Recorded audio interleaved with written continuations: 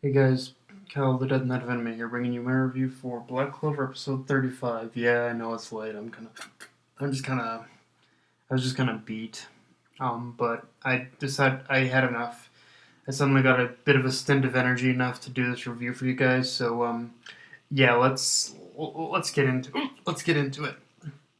So, right off the bat, I gotta say, the art and animation in this episode was amazing. Like it was off the charts with how good it looked. Because in the first 5 minutes of the episode, every action, or I guess that'd only be 1 minute if we're counting the 4 minutes. Yeah, for like the first minute actually, like every action and character looked cleaner and crisper here than they did in the previous episode, and that in itself, I think, could be considered an accomplishment of the episode. Because from my experience, it's always been that the previous episode would normally be the better animated one, but here I got the reverse experience because every fight scene was both engaging and amazing to look at. And the thing is, it wasn't really even anything gigantic that pretty much made this episode stand out from the previous one. It was more in the little details of the episode, like just little, like just in the way in the way characters moved, the way characters were basically doing their techniques, or just in the character designs themselves, that honestly, just in the artwork and the character designs themselves, that really kind of stood out. Like everything was just so it was just in those little just in those little details. I think that really made this episode, the art and animation in this episode, it definitely stand out that extra little bit more compared to the episode previously. So yeah, art and animation in this episode on point. I can find very little wrong with this episode in terms of that. Um, so Asta and Voltos's stunned reactions to Yami's fight with Licht does raise a very interesting question I have. Which is, if we were to measure Yami up next to Julius, the current Wizard King, how wide would the gap be? Because after this episode, I'm convinced that if William Vengeance, who I'm even more convinced after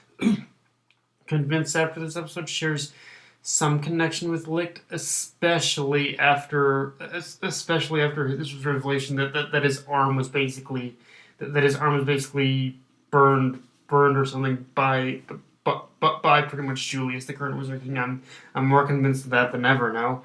But anyway, if William Vengeance is considered the second most powerful just from his title of being the man closest to becoming the next Wizard King, then I almost want to say that Yami is, at the very least, a close third place contender in my book. Because, again, this is mostly due to the art and animation, of course, but just in the way that Yami was going toe to toe with Licht in this episode, yeah, okay, I guess we could say that this could be considered the standard power level for any of the Magic Knight captains, and it's more about merit. But seriously, like, how can this?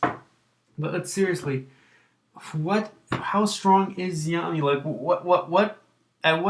what pretty much, who pretty much is equal? Because yeah, I'm saying that if William Vengeance is the closest to becoming Witcher King, then Yami's like second closest. Like he's at least third on that. Like, if William is the second strongest, I gotta say Yami's third. Like there's no denying just the power that this man possesses with his dark magic and his sword. Like, and he's just, yeah, and that's the thing. He's just using dark magic and a sword. Like, dude just has to use that shit in order to be that fucking strong. Like, insane. Just insane. Yami, you're a fucking badass, and I love you.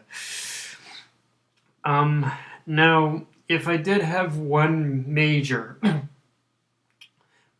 issue with this episode, it's the fact that apparently Theresa, the nun, is going to survive, and I'm really having a tough time swallowing that, just due to the fact that she was practically impaled by Licht, but just but just she was practically impaled by Licht, and that should be enough in order to be disappointed by something like that. But but even then afterwards, it kind of. But even then, there was also a little. There was a lot of small things about that particular scene that made Teresa's survival a little more even more disappointing, which is the fact that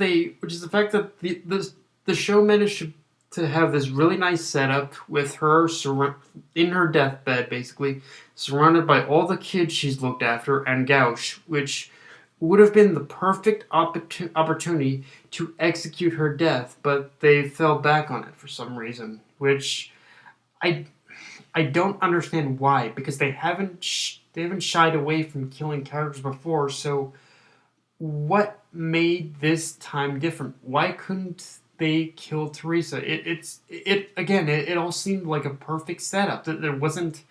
It all seemed like a perfect setup in order for her to die. So why keep her around? The the only thing I can think of is I mean the only thing I can think of right off the bat is that this is setting up a reunion between her and Golian.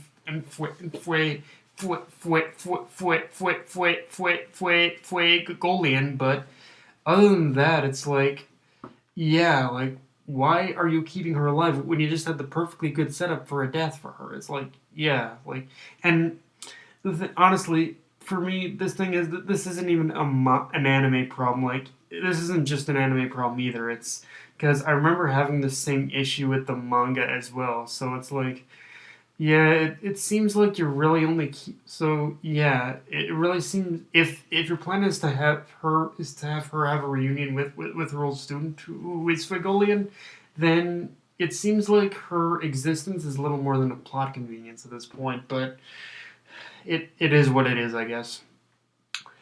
Now, let's talk about the very quick fight of Asta versus Voltos. And there are a couple of things about that fight definitely to take note of. The first that I definitely think it could have been longer, especially considering the development it got from Asta before it started about how he suddenly started having doubts about his ability to be Wizard King with no magic, and I feel that when pretty much Asta was having that little mental indecision, I felt they could have capitalized on that more in the fight. But as for what it was actually okay because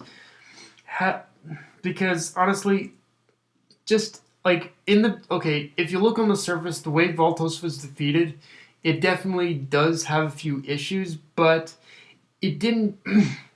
But the reason why it doesn't bother me as much is because at the moment Asta threw his swords away, I realized what had happened in that moment.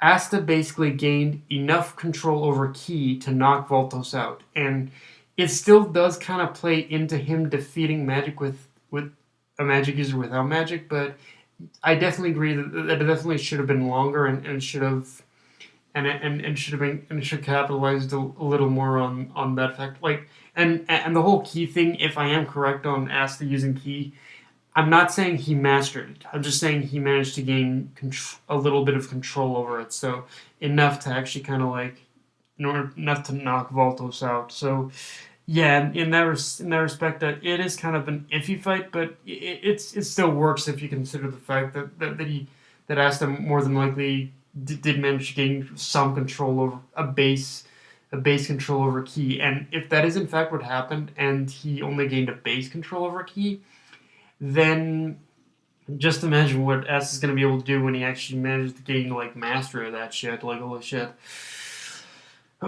Now, onto the Gauche deflecting Lick's magic, and it's one of those weird things where common sense is telling me, okay, this works. This works. Mirrors reflect light. Simple as that. But on the other hand, I'm like, really? That's all it took? Like, my reaction to this fight is basically the reaction I would have had to the Asta versus Voltos fight had I not thought about the Ki thing. And I think I'm starting to think this is the point of Black Clover's fights, to basically have them happen so fast that we have a hard time questioning whether or not they work. And whether or not they work, I think. And and it's like I said, it still does work because of the whole common sense of mirrors, of light being reflected off mirrors. But yeah, it is a little, if there is, and in many respects, honestly, despite how long the light fight has been going on, his defeat is actually more questionable than Asta defeating Voltos, if you can believe that. But yeah, I guess it's fun. Again, it does make sense. It's just there is a little questionable part in there.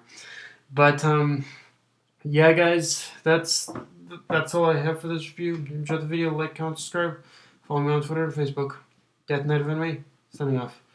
Later, guys.